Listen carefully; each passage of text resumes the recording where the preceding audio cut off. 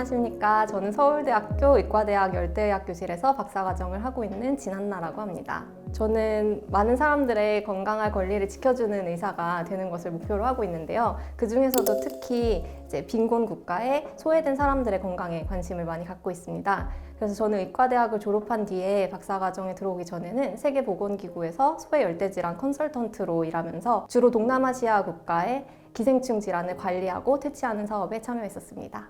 예, 안녕하세요. 제 이름은 이세광입니다. 저는 고려대 의대를 졸업하고 고대 안암병원에서 재활의학과 전공의 수련을 받았고 2018년부터는 고려대 의대 의사과학자 양성 프로그램에 선발되어서 기초의학교실에서 전일제 박사 학위과정을 하고 있습니다.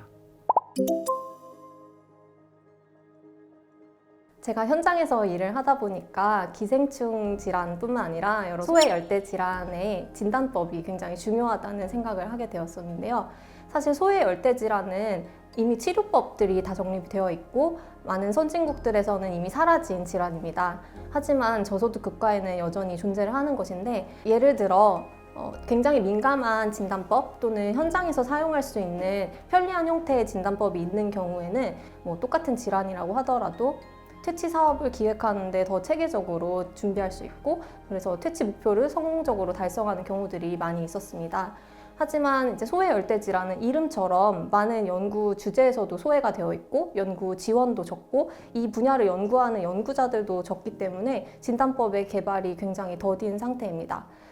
그런 고민을 가지고 있던 중에 코로나 사태가 생기면서 제가 진행하던 이제 WHO의 많은 프로그램들이 중단이 많이 되었고, 저도 이제 귀국을 하게 되면서 이 기회에 박사과정을 통해서 진단법을 제가 직접 개발해 보면 어떨까 하는 생각을 하게 되었고, 그러던 찰나에 이제 융합형 의사과학자 지원 프로그램을 알게 되어서 제가 전공의 2년차 때 우연히 저희 과 교수님께 질문을 하나 들었는데요. 유세강 선생은 5년 뒤에 뭘 하고 있을 것 같나? 이렇게 질문을 해주셨는데 딱 명확한 답변이 떠오르지 않더라고요. 그래서 군복무 중일 것 같습니다. 이렇게 얘기하고 얼버무렸던 기억이 있는데요. 곰곰이 생각을 해보니까 제가 진로에 대해서 좀 고민이 부족했다는 생각이 들더라고요. 그래서 일단 연구에 대해서 한번 경험을 해보고 그리고 내 미래 진로를 고려해봐야겠다.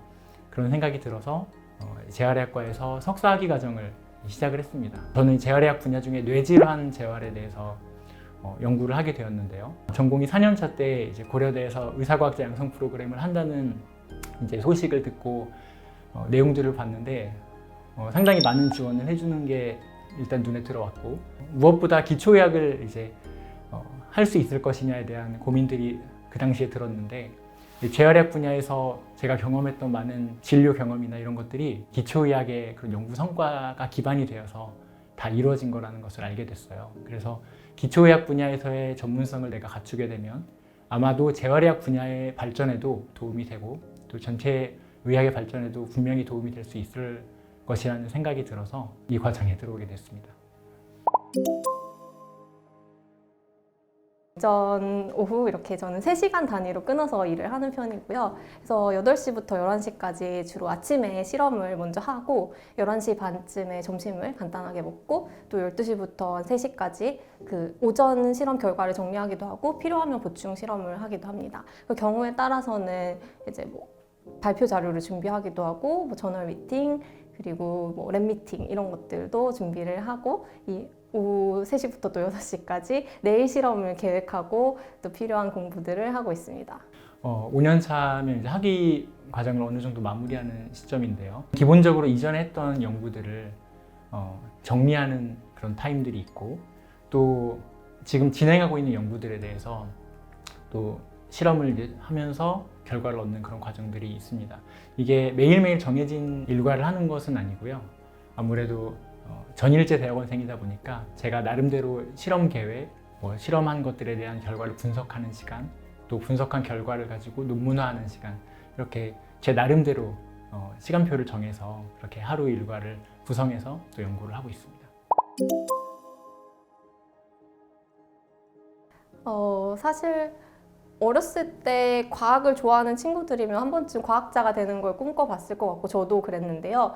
우선 저는 국제보건에 굉장히 관심이 있었고 초등학교 입학 선물로 받은 슈바이처 위인전기를 읽고 슈바이처 같은 그런 의사가 되는 게 꿈이었었습니다. 그래서 졸업 후에도 국제기구에서 일을 했는데 일을 하다 보니까 정말 이 기초과학의 중요성 그리고 이것을 현장에 적용하는 중개 역할을 할 수 있는 사람이 되게 필요하다 이런 생각을 하게 되었고 그것을 할 수 있는 게 의사과학자라는 생각을 하게 돼서 제가 그런 의사과학자가 한번 돼보려고 지금 이 길을 시작했습니다.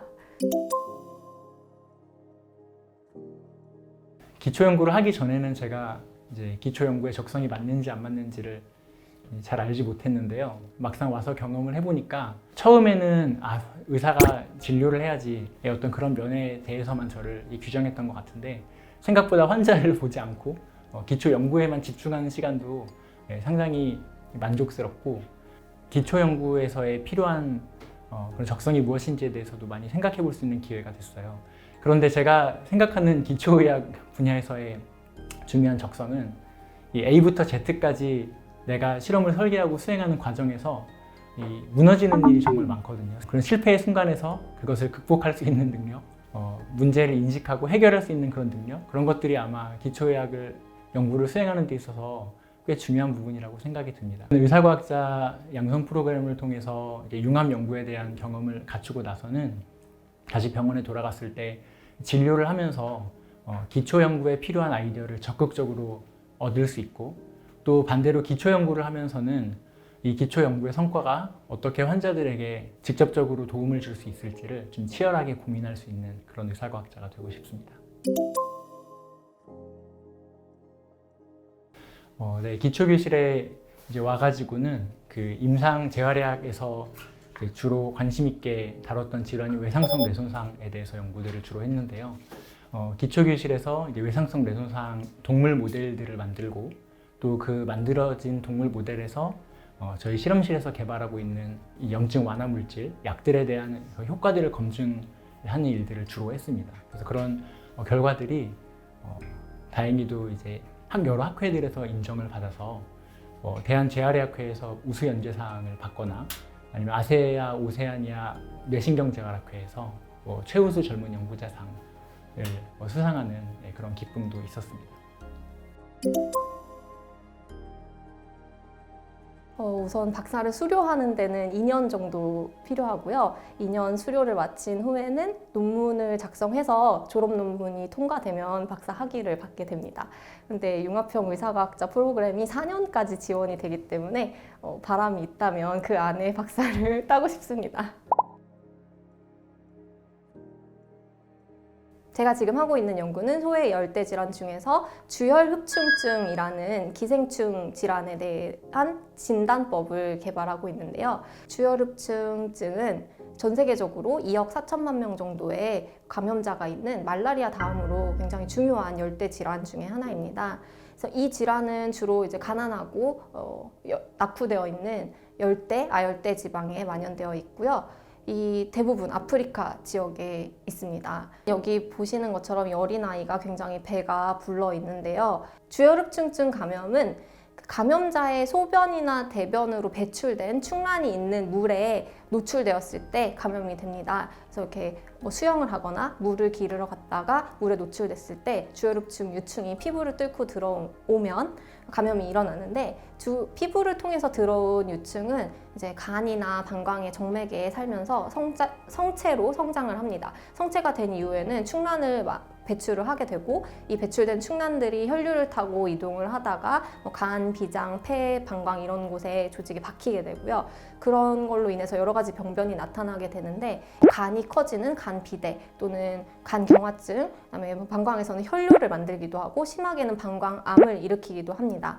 그래서 이런 증상들이 나타나기 전에 조기에 진단을 하고 관리를 하는 것이 굉장히 중요한데요. 주혈흡충 관리는 현재는 그 감염이 알려진 지역의 주민들을 이제 통째로 집단 투약을 하는 방식으로 이루어지고 있습니다. 그래서 집단 투약을 위해서 일단 주민들이 감염이 됐는지 알아봐야 되는데 그것을 위해서는 현미경적인 방법을 사용하고 있습니다. 지역 주민들의 소변과 대변을 다 거둔 다음에 거기에서 기생충 알이 있나 없나를 찾아보는 방식을 쓰고 있는데요. 이 충란 배출이 일정하지 않고 또 양이 적은 경우에는 검출이 되지 않기 때문에 감염자를 놓칠 수가 있습니다. 그러면 그 감염자가 또 다시 이제 충란을 배출하면서 환경이 오염이 되고 감염의 악순환이 지속되는 것이죠. 그래서 조금 더 정확하게 환자를 판별할 수 있는 방식이 필요한데, 여러분이 요새 많이 알고 계시는 PCR 같은 분자 진단법은 굉장히 고가의 장비가 필요하고 또 숙련된 실험실 인력이 필요하기 때문에 개발도상국 현장에서는 사용하기 어려운 점이 있습니다. 제가 주목한 것은 2000년대에 소개된 램프라는 진단법입니다. 이건 등온 증폭을 이용해서 DNA를 PCR처럼 증폭하는 굉장히 민감한 방법인데요. PCR과는 달리 고가의 장비가 필요하지 않고 이제 숙련되지 않은 사람들도 쉽게 적용할 수 있는 방법이기 때문에 저는 이 검사법을 활용해서 주열흡충 감염을 진단하는 방법을 개발하고 있습니다. 기존 선행 문헌에서 연구된 방법에서는 2시간 정도의 시간이 소요됐는데 저는 50분 정도 안에 검사가 이루어질 수 있도록 일단 개발을 했고요. 그리고 DNA도 굉장히 미량의 DNA까지 검출될 수 있도록 세팅을 하고 있습니다. 네, 제 관심 분야는 외상성 뇌손상의 후유 증상을 줄일 수 있는 치료제를 개발하는 것입니다. 흔히 쉽게 말하면 이제 뇌진탕 같은 것들이 외상성 뇌손상에서의 어떤 가벼운 형태로 정의할 수가 있겠는데요. 외상성 뇌손상 환자 수가 그동안 이제 고령화 사회에 접어들면서 낙상 환자가 늘어나면서 상당히 그 환자 수가 증가했어요. 외상성 뇌손상은 심각하게는 이제 의식 저하에서부터 가볍게는 두통에 이르기까지 아주 다양한 임상 증상들을 이제 나타낼 수가 있는데요. 이런 증가하는 환자 수에도 불구하고 아직까지 FDA에서 승인된 외상성 뇌손상의 급성기 치료제가 없는 실정입니다. 왜 이렇게 치료제가 잘 개발되지 않는가 하는 고민들이 많은 연구자에게 있어 왔는데요. 이 외상성 뇌손상의 기전 자체가 매우 복잡하기 때문이라는 그런 의견들이 대두되고 있어요. 외상성 뇌손상의 치료제로 그동안 개발이 시도되어 왔던 많은 약물들은 단일 기전 약물인데, 이 외상성 뇌손상에서는 이 여러 기전으로 작용할 수 있는 다중 기전 약물의 필요성이 점차 대두되어 왔는데요. 단일 기전 약물의 그런 단점들을 개선한 다중 기전으로 작용할 수 있는 염증 완화 물질들에 대한 연구들이 활발하게 이루어져 있었어요. 그리고 이 개발된 다중 기전 약물들을 염증성 장질환이라든지 아니면 뇌졸중, 동맥경화, 또 간암 이런 다양한 임상 질환에 적용을 해서 그 효과들이 있다는 것을 또 검증하고 있더라고요. 그래서 제가 이전에 다른 질환에게 어떻게 효과를 발휘했는지 그런 논문들을 보니까 그 염증 완화 기전이 상당히 외상성 뇌손상의 그 발병 기전과 많이 중첩되어 있고 닿아 있다는 것을 알게 되었습니다. 외상성 뇌손상 동물 모델들을 만들고 또 그 만든 동물로부터 외상성 뇌손상의 이제 증상들에 해당하는 균형 감각의 저하라든지 아니면 우울감의 증가, 또 행동 평가들, 다양한 평가들을 이용해서 약효들을 검증하고 있습니다. 제가 런던 스쿨 오브 하이진 앤 트로피칼 메디슨에서 석사 과정을 할 때 학장님이셨던 피터 피오트 경과 같은 그런 과학자가 되고 싶습니다. 그 피터 교수님은 에볼라 바이러스를 처음으로 발견하신 분 중에 한 명이고 후천성 면역 결핍증 연구의 선두 그룹이시기도 했습니다. 그리고 17권이 넘는 책을 집필하시기도 하시고 600편이 넘는 논문을 저술하시기도 하셨습니다. 저는 이 교수님처럼 이렇게 현장과 연구실을 활발하게 오가면서 바로바로 적용할 수 있는 그런 연구를 하는 의사과학자가 되고 싶습니다. 저에게는 이제 경제적인 부분에 대한 고민을 덜 하고 연구에 집중할 수 있다는 게 굉장히 큰 장점인데요. 융합형 의사과학자 프로그램에서는 연구비와 인건비를 따로 지원해 주시기 때문에 생활비 고민을 하지 않고 연구에 집중할 수 있어서 좋습니다. 아무래도 이 기초 연구의 전 단계를 내가 직접 경험해 볼 수 있다는 것입니다. 처음 연구 계획을 하는 것에서부터 또 연구의 방법론을 세우고 또 실험 결과를 얻었을 때 그 결과를 해석하는 모든 과정을 이제 함께 할 수 있다는 것은 제가 생각하기에 아마도 나중에 기초 연구를 지속하게 되었을 때에도 그 기초 연구를 함께 수행하는 연구 인력들과 원활한 소통을 하는 데 도움이 될 수 있을 거라고 생각해요. 단점은 아무래도 임상 진료 경험이 단절된다는 것, 그리고 기본적으로 뭐 한 4, 5년 가까이 기초 연구에만 몰입해서 연구를 해야 되기 때문에 나중에 임상과로 돌아갔을 때 다시 임상 진료를 하기 위해서 또 부단히 임상적인 지식에 대해서 다시 노력을 해야 된다는 점이 제가 생각하는 지금의 단점인데요. 그럼에도 불구하고 이 기초의학적인 연구 역량을 쌓기 위해서 또 필요한 시간이라고 생각하기 때문에 마냥 단점으로만 볼 수는 없을 것 같습니다. 임상 진료와 기초 연구를 같이 겸해서 하게 되면 기초 연구 때문에 임상 진료에 참여할 수 있는 그런 비중이 좀 줄어들지 않을까, 아마 그런 생각에 그런 소문도 있을 것 같습니다. 그런데 제가 속해 있는 이제 고려대에서는 이런 기초 연구에 대한 관심을 가지고 있는 전문의들에 대해서 상당히 관심을 많이 갖고 있습니다. 그래서 행정적인 지원이라든지 재정적인 지원을 하는 것에 상당히 노력하고 있고, 제가 속해 있는 재활의학과 이제 교수님께 상의 드렸을 때에도 큰 틀에서 보면 이 기초 연구가 결국은 재활의학계 연구에, 재활의학과의 발전에 도움을 줄 수 있다고 생각을 하셨기 때문에 기초 연구를 한다고 해서 재활의학과 의사로서의 그 역할을 소홀히 한다, 이런 생각은 하지 않으셨던 것 같습니다. 아마 이 과정을 마치고 병원으로 돌아갔을 때 초기에는 아마 임상 진료 업무에 참여해야 되는 비중이 높을 거라고 생각합니다. 아마 기초 연구도 제가 해야 되는 임상 진료의 그런 시간을 제외한 시간에 짬짬이 열심히 해야 되겠지만요. 나중에 좀 더 제가 기초 연구를 주도적으로 할 수 있는 때가 된다면 제가 온전히 특정 시간만큼은 기초 연구에 좀 몰입해서 다른 어떤 진료 업무, 행정적인 업무에 구애받지 않고 연구에만 몰입할 수 있는 그런 시간도 확보하고 싶은 그런 바람이 있습니다.